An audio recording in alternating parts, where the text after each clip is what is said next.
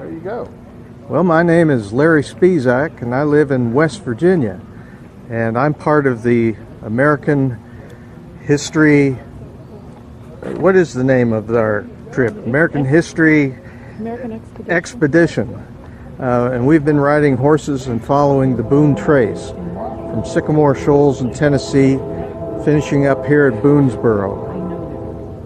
How long is it taking you to ride all that? Well, we've been on the trail for 3 weeks.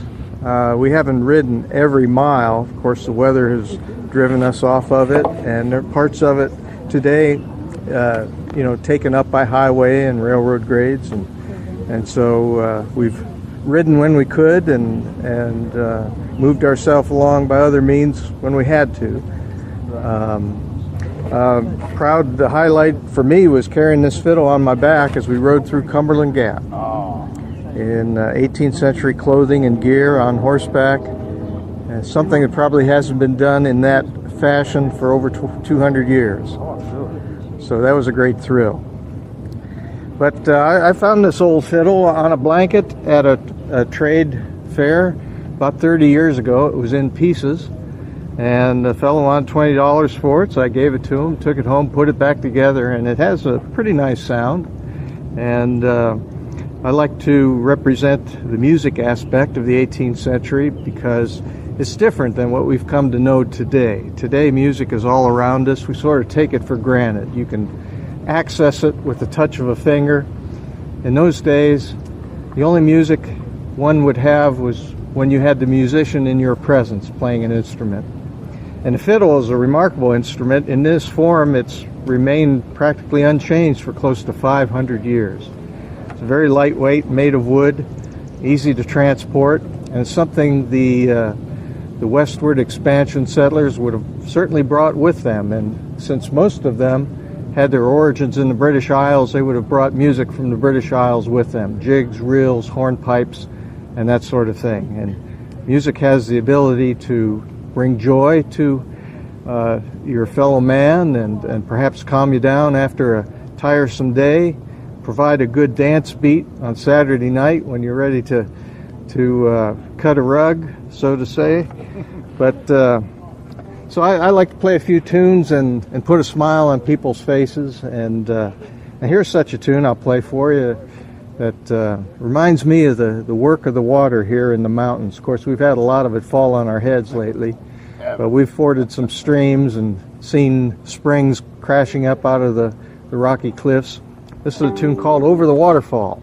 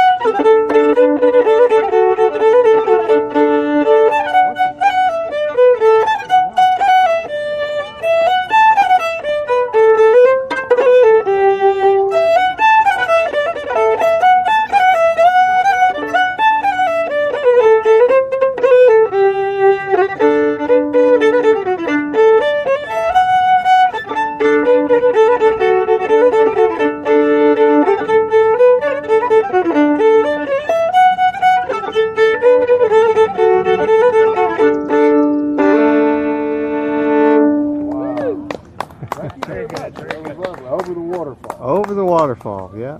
And that'd probably be a good dancing and jig tune, I'd say. Oh, absolutely. Yeah. So, now just a salt is sort of mournful kind of tunes. Do you know any of those? Yeah. Here's an old This is a favorite Irish air of mine. It's called Bridget O'Malley. They're not mine, are they? Bridget. Oh, Bridget. Bridget O'Malley. Horses, they'd like to crowd. Help me up.